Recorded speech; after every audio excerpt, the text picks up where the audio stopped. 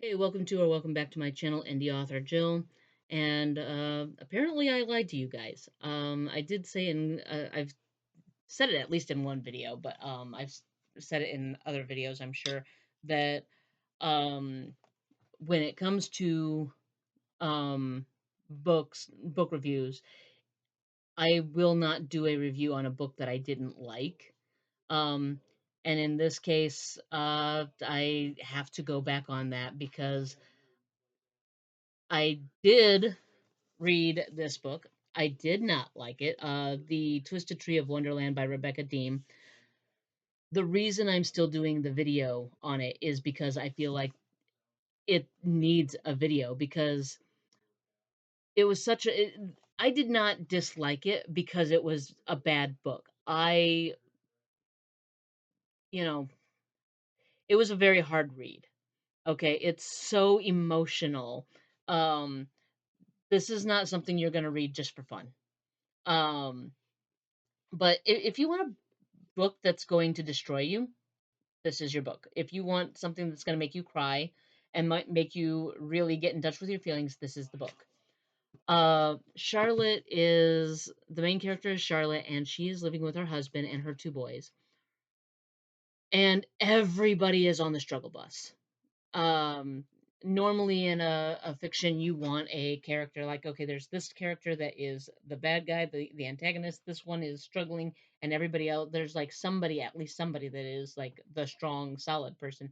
There's not really, you don't really get a strong solid person in the story, but it's so real because everybody is strong and solid in some capacity, but everybody is struggling and trying to be strong for everybody else. You have Charlotte. She is a ball of anxiety. Uh, she constantly has the anxiety voices in her head telling her that she's a bad mother, or that she's a bad wife, or that she's unattractive, that her husband drinks to get away from her. And of course, none of it is true. Um, Her husband does drink. He is, um, I would say, borderline alcoholic. Gets up in the morning. He goes to work. He comes home. He is always telling her, his nickname for her is Pretty Girl. And so he'll come in, and he is always asking her what she needs. But she's so afraid of overburdening him that she won't tell him what she needs. So she just kind of bottles that all up, and then it comes out in these resentful, snarky comments. At one point he's like trying to keep track of everything, but she keeps track of all of the dates and everything so that he doesn't have to.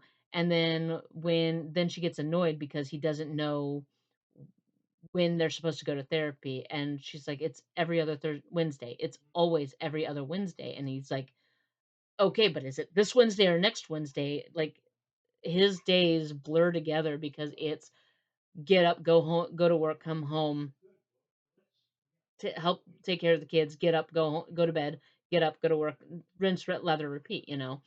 So for him, his days kind of blur together. The alcohol obviously doesn't help with the keeping his days all muddled and everything, but so she like makes the comment of, what's the point of going to these therapy sessions if, one, you don't remember what we're supposed to do, and B, you don't even remember where we're supposed to go. And he's like, just slipped my mind, you know? And like, they will fight and they will uh argue, but they always come back together. And it's like, I am so amazed at the way that this couple, like, it doesn't matter what life throws at them, that they keep coming back and they keep bouncing back. But again, they're both struggling. She has high anxiety. He's drinking and chain smoking. Their oldest son has high functioning autism. Their younger son is low functioning autism.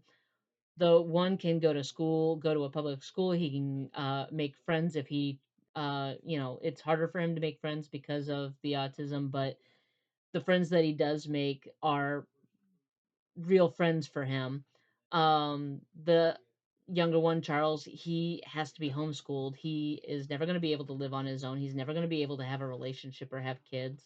And like she understands that this does not make a fulfilling life. For Charles, he is perfectly fine. Like, and for him, a fulfilling life is mom and dad and I live in the same house and we enjoy each other's company, you know. Um, and she does have like she has a foundation that she at the first doesn't even realize she has. She has her parents who absolutely adore her children. None of her brother she has a brother and a dad and her mom. None of them ever consider her boys a burden or too much. They absolutely love these boys.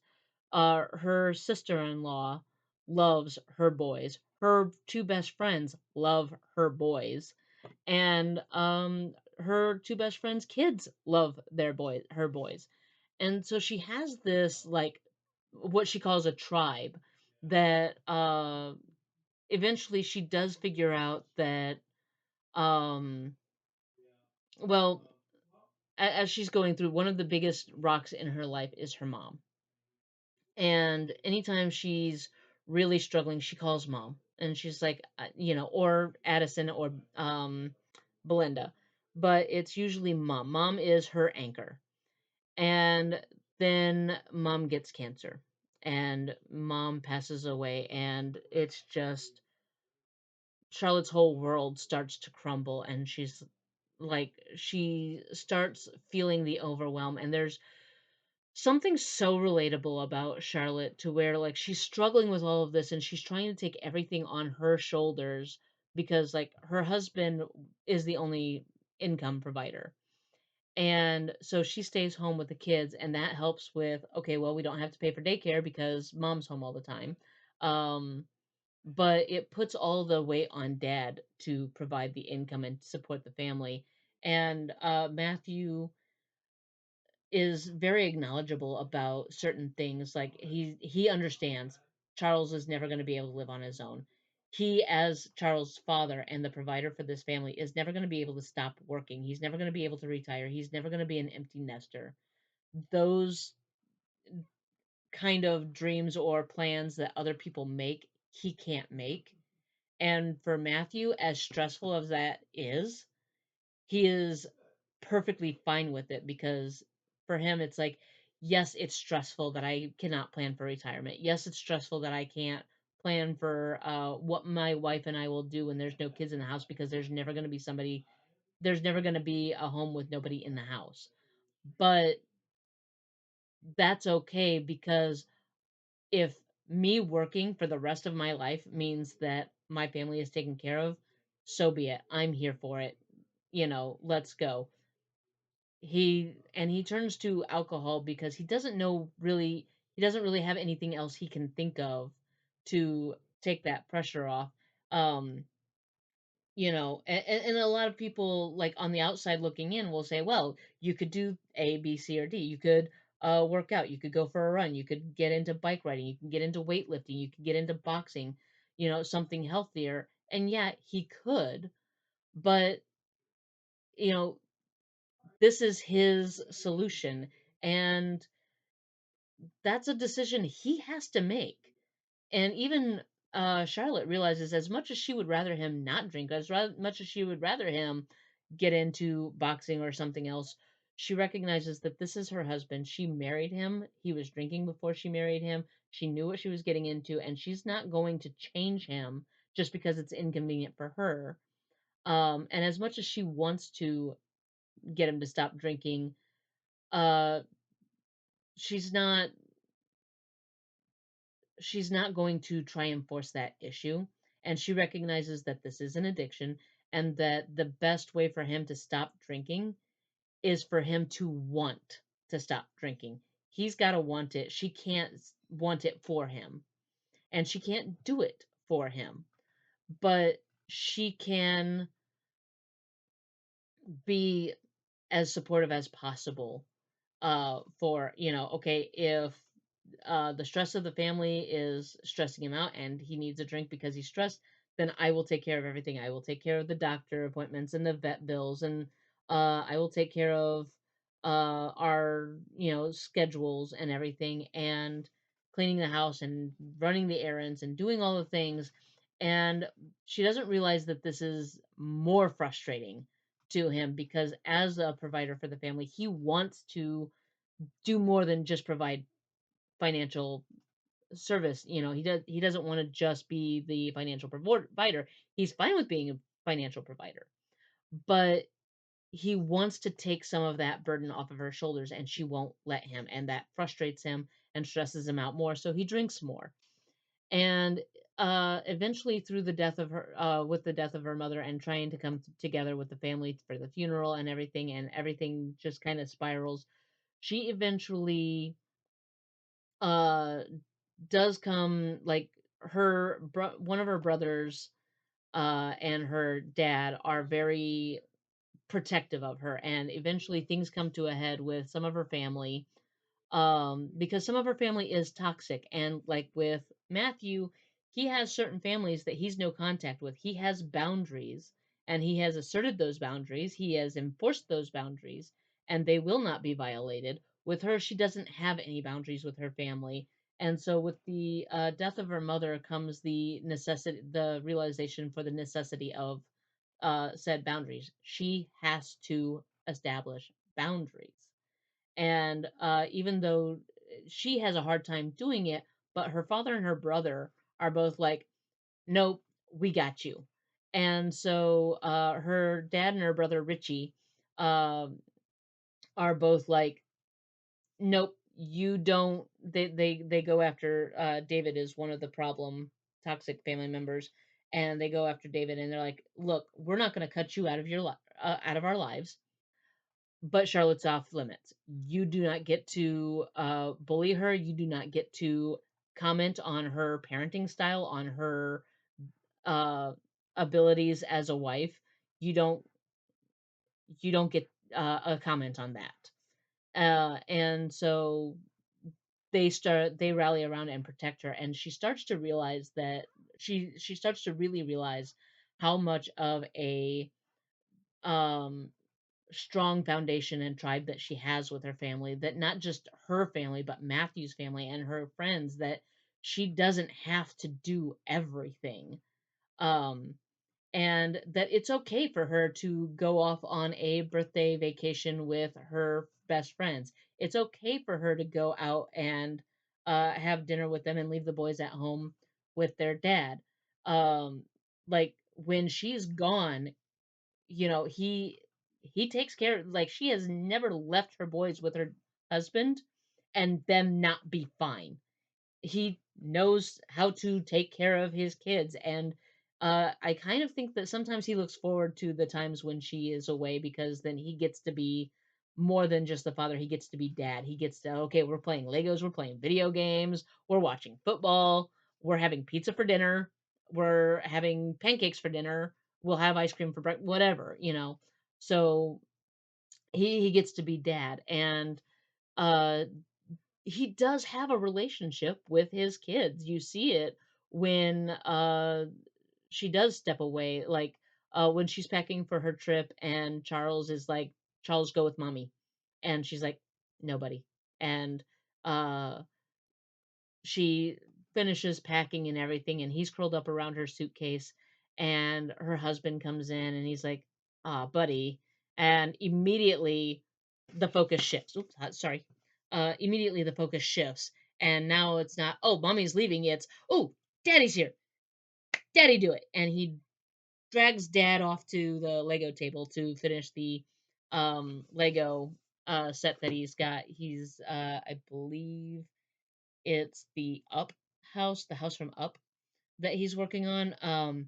But yeah, Charles, definitely a kindred spirit for me. We are both Lego fiends. Um, but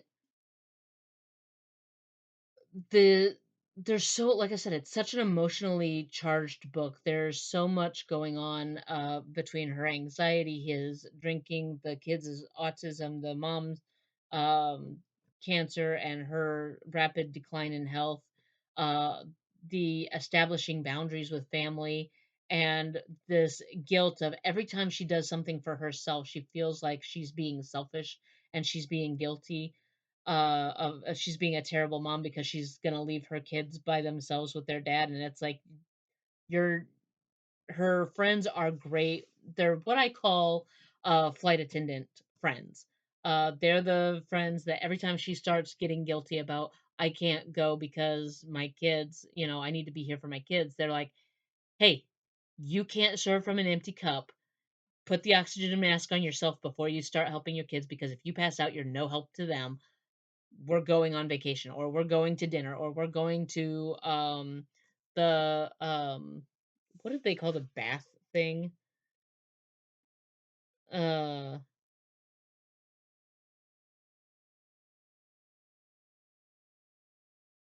the hang on. It's like spa bath.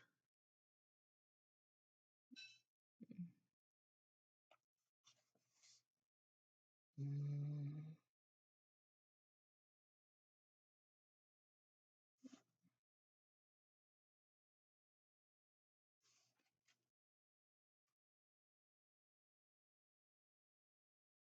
no, whatever's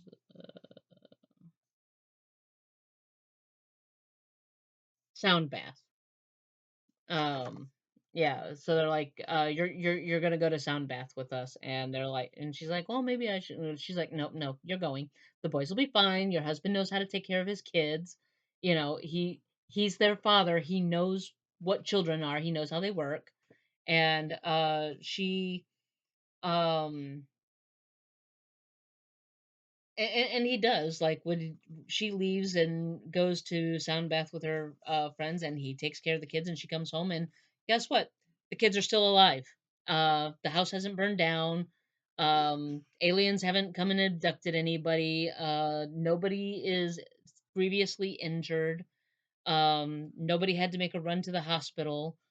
And you know but those are just kind of like, I don't know what parent doesn't have what they would call irrational fears. I remember when my cousin, when she, after giving birth to her daughter, and she, was home and doing the maternity leave and everything, and the first day back to work, she left the apartment and she was at work, and she said around lunchtime, I just started getting anxiety like crazy, and I'm sitting there, what if the apartment catches on fire, and uh daddy has to grab the baby, and they have to jump out the window because the fire is in front of the door and they can't get out, and there's no fire escape on the window. And I was like I said, it's a fairly irrational fear. The chances of that happening, I mean, there's a chance that it could happen, but it's so low. And then she gets home and she is just a bundle of nerves. And her uh husband is like, or her boyfriend was like, what's wrong? And she's like, I was just worried about the baby. And he was like, why? I was here the whole time. Like, we were fine. We watched cartoons, she slept, she ate, she pooped, she slept some more, she ate some more, she pooped some more. Like, what did you think she was gonna do? You know?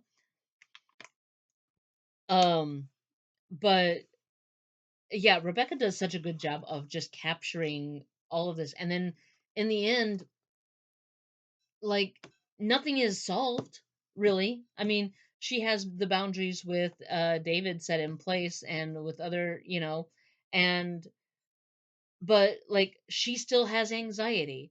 Her husband still drinks. Her kids still have autism. There's nothing that's really been solved per se, but that doesn't mean everything's not okay. And there is some healing going on because they are grieving the loss of her mother, and her dad is grieving the loss of his wife. So there's grieving that's going on, and they're healing from that. And she's starting to understand the importance and the value of establishing boundaries and healthy boundaries. She does learn to kind of share the load a little bit more, and she learns to communicate her needs with her husband. There's a point where she's um in her craft room, and her husband comes in and he says, "Hey, pretty girl, what's up?" And he looks around at all of her crafting stuff all laid out um on the table, and she's like, you know, she explains what she's doing, and he says, "Okay." He said, "Have you thought about dinner?" And she says, "I honestly haven't thought about dinner at all today." And he says, "Okay, I'm going to go outside and decompress for a little bit, and then I'll figure out dinner. Maybe we'll just order in." And she's like, "Great. I love that idea." And so he goes out and he grabs his drink, he grabs his alcohol, and he starts drinking, and he's sitting there and he starts figuring out dinner for the family. And then he texts her and he says, "How about Japanese?" And she says, "Great, I love that." And she's like, I I didn't have to do everything. I could have my own time to decompress. He got to decompress, I got to decompress. He handled dinner. I expressed my needs that I couldn't think about dinner right now. He dealt with dinner, and the world didn't end. And how great is that? And so, like I said, when she's packing up for her vacation, yeah, she has a bit of guilt about leaving Charles, because Charles is such a mama's boy, and he is the sweetest kid throughout the entire book. He is just so charming and so beautifully innocent. He absolutely reminds me of one of my students that I worked with, and like I said, I loved Charles so much in this book, and she knows she's going to feel guilty regardless. So what she does is she spends as much time loving on him and being uh, a loving and wonderful mommy to him and everything. And Richard is perfectly fine with her not spending as much attention with him. And she leaves a note on his door telling him that she left, and like giving him a little goodbye note of, you know, see you when I get back home or whatever. To just to so he knows that she was thinking about him before she left. Because she leaves like in the middle of the night to go um after the kids are in bed and everything, and um even has a chance to like kiss Charles goodnight. Like she kisses him before she leaves. She leaves the note for Richard. She snuggles with her husband for a little bit before leaving. And they have what I think is their best argument. He tells her she can't, he just like wraps himself around her and he's like, "You can't go." And she's like, "Yeah, I'm going." He's like, "I know." And she kisses him and gets up, and the dog grumbles, and she's like, "I don't know why you're upset. I'm the one that rescued you, remember?" And the husband's Matthew's like, "Yeah, but I'm the one that gives him treats, so I win." And I can attest to the power of treats for a dog. My what I call my grand dog. Every time I go over to see the grandkids, they have this big old goofy dog, Luke, and every time I go over there, I give him two treats, and he knows that I will give him two treats. So uh, when I come through the door, he immediately is at the door to greet me. And he's getting older. He's going deaf, to where he can't really hear very well. Um, and um, one we went over not we didn't go over for dinner. We went over to my grandson had gotten called to a mission, and he was opening his mission call and to find out where he was going to be serving his mission at. And we went over to find out, and as soon as we walked in the door, the dog got up and came over to me, and like his version of running. Like he doesn't run at all anymore. But he trotted over, and um my son-in-law's dad was there, and he says, "That's the most active that dog has been all day." And So yes, if you feed the animal treats, you are automatically the animal's favorite. Pro tip. But like I said, it is a hard read. It will destroy you. It is emotional. Um, I can't say that I enjoyed my time with it, but like I don't regret reading it, and if given the option, I would read it again. Um, uh, if I will not reread it. Sorry, I will not reread it. But to clarify, um, if it was presented to me and I had not yet read it, I would read it again. Um, for the first time. But definitely go and get yourself a copy if anything that I have said about the book has appealed to you. Um, I will leave a link in the description below. Also, this was part of one of the reading challenge. This was the connected reading challenge. Um, it was supposed to be, what was the, okay. Took place in the same country as the last author. The last author was, you guys didn't see that video because that's it was a Christmas book and that will go up in December. But the author was from the United States of America. This takes place in Florida. That's where Charlotte and her family live. So, the United States of America. The the next book I'm supposed to read is a book that was published the same year as the previous book. This was published in 2025, so I need a book that was published in 2025. And just to save myself some trouble, in the future of this challenge, I chose Blackguard Way of the Ascari. I don't know if I'm saying that, by R.S. Cobb. Um, this is number one of the Blackguard saga. Uh, the reason I say I'm saving myself some trouble, this was also published in 2025, but later on there is the prompt number 7 is the author has the same name as the character of the last book. These guys do not have normal names uh that are that the names in this book are not easily found as authors in other books. So I chose this one so that because the next prompt for this, when I'm done with this, is plus or minus 30 pages of the last book. So it either has to have 30 pages less or 30 pages more. And actually, the way that the that was explained by and this came from 52 Book Club, the 52 Book Club channel. Um, she explained this as if so like this book has, if you're just reading the story itself, not the, there's a lot of really cool artwork, by the way, in this.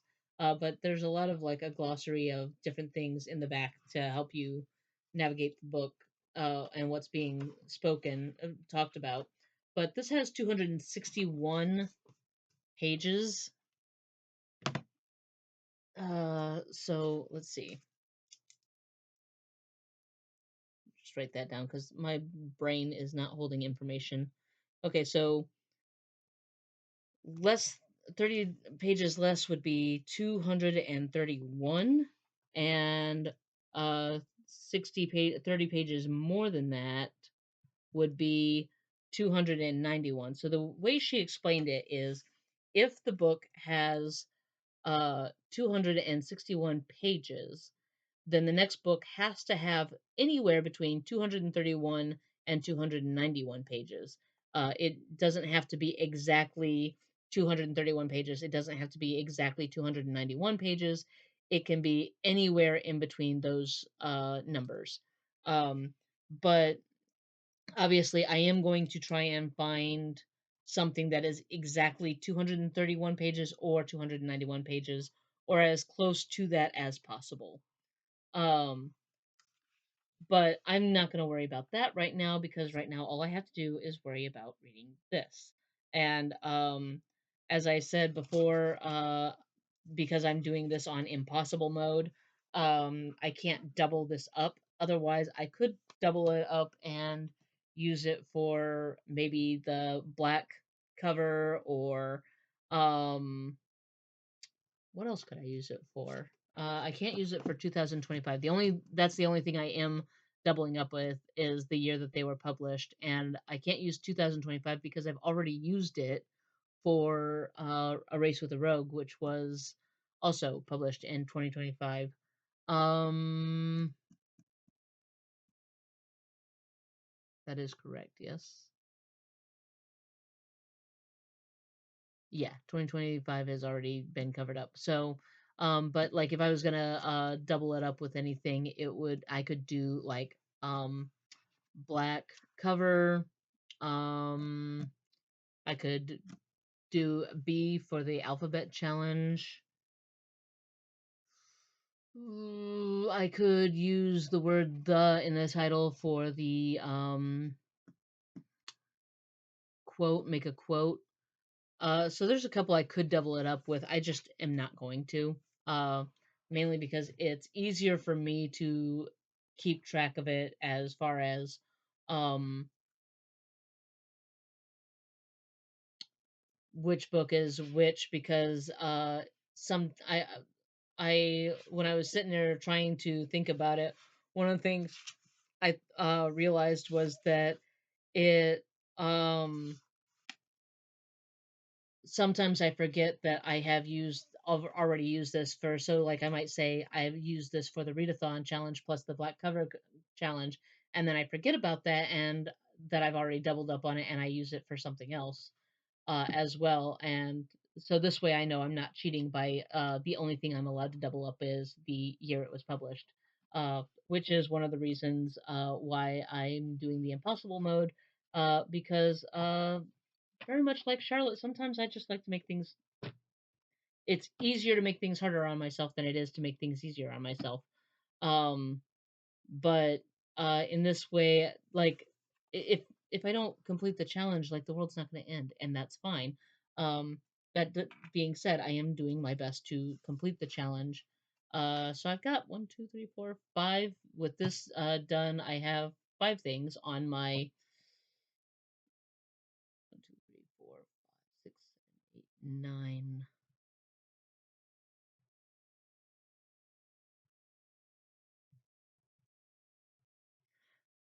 Okay, so I have 9 of the 227 prompts taken care of.